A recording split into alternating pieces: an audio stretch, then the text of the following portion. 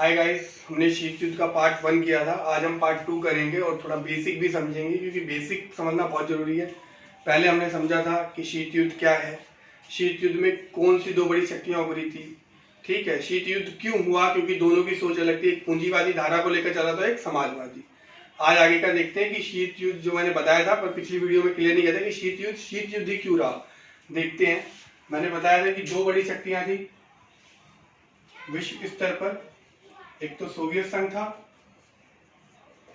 और एक अमेरिका। एक चीज ध्यान रखना, पहले तो यहीं पे फॉल्ट है कि क्या दो सुपर पावर हो सकती हैं? कभी भी दो सुपर पावर नहीं हो सकती, सुपर पावर एक ही होती है। तो यानी कि एक शक्ति का एवोल्यूशन होना था, एक शक्ति को खत्म होना था। तो एक तरफ सोवियत संघ था, एक तरफ अमेरिका था। और यहाँ पे शीत युद्ध क्यों था? क्योंकि भारत का बहुत बड़ा रोल था। ठीक है, क्योंकि इधर साम्यवादी प्रणाली थी, इधर पूंजीवादी प्रणाली थी।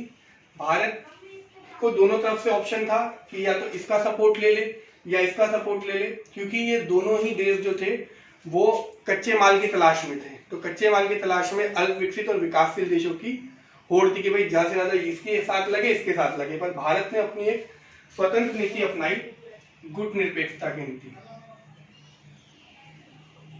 ठीक है, भारत ने अपनी कौन सी नीति अपनाई?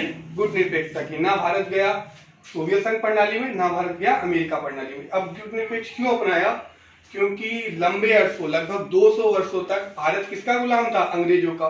फिर से बड़ी शक्ति का सहारा लेने में उसको डर था कि भाई फिर से कहीं हमें गुलाम, स्लेव ना बना दिया जाए। तो भारत ने कौन सी नीति अपनाई? गुटनिरपेक्षता की। अब गुटनिरपेक्ष क्या होता है, इसकी डेफिनेशन देखते हैं कि गुटनिरपेक्ष क्या होता है। तो गुटनिरपेक्ष किसी बड़ी शक्ति का सहारा न लेकर, किसी बड़ी शक्ति का सहारा ना लेना, अपनी स्वतंत्र नीति अपनाना, अपनी स्वतंत्र नीति अपनाना क्या कहलाता है? गुटनिरपेक्षता की नीति। यानी कि विकासशील और अल्प विकसित देशों के साथ विकास करना क्या कहलाता है? गुटनिरपेक्षता की नीति। जो विश्व स्तर पर इसका सम्मेलन हुआ था वो 1961 में कहां पे हुआ था? बेलग्रेड में। ठीक है, कहां पे हुआ था? बेलग्रेड। बेलग्रेड कहां में? इंडोनेशिया। ठीक है, उस समय इसमें कितने देश सम्मिलित थे? 25 देश। ठीक है, कितने देश सम्मिलित थे? 25 देश। और वर्तमान में कितने? लगभग 120 देश। ठीक है, संस्थापक देश में कौन कौन था? नेहरू। ठीक है, ये पूछा जाता है तुमसे पेपर में भी, सुकर्णो, नासिर। ठीक है, ये सारे नेता थे जो इसके संस्थापक देश थे गुटनिरपेक्ष के। ठीक है, गुटनिरपेक्ष फिर से डिफाइन कर रहा हूं, फिर से बोल रहा हूं कि गुटनिरपेक्ष किसी भी बड़ी शक्ति का सहारा ना लेना, अपनी स्वतंत्र नीति अपनाना, यानी विकसित देशों को छोड़कर विकासशील और अल्प विकसित देशों के साथ मिलकर विकास करने की नीति क्या कहलाएगी? गुटनिरपेक्षता की नीति। इसका पहला सम्मेलन जिसको हम किसके नाम से जानते हैं? नेम नॉन अलाइनमेंट मूवमेंट, गुटनिरपेक्ष आंदोलन, जो कहा हुआ था 1961 में बेलग्रेड में। बेलग्रेड कहाँ है? इंडोनेशिया में। उस समय कितने देश थे? 25 देश थे। अब कितने हैं? 120 देश है। तो इस वजह से शीत युद्ध क्योंकि भारत जो, ठीक है, क्षेत्रफल में आप लोगों को पता है कि 7वें नंबर पे है, वो ना इसके साथ मिला ना इसके साथ मिला, इसलिए गुटनिरपेक्ष की नीति के वजह से शीत युद्ध। अगर भारत किसी भी खेमे में मिल जाता तो उसकी पावर काफी क्या हो जाती? स्ट्रांग हो जाती। ठीक है, और एक चीज और ध्यान रखना कि सोवियत संघ में साम्यवादी कहां से आया। देखो, किसी भी चीज को समझने के लिए उसकी जड़ में जाना जरूरी है। जड़ को जान गए तो फल, तना, पत्ती, फूल सब क्लियर हो जाएगा कहां से क्या हो रहा है। तो सोवियत संघ कहां से आया? तो ये भी चीज ध्यान रखना कि 1917 में हुई थी बोल्शेविक क्रांति।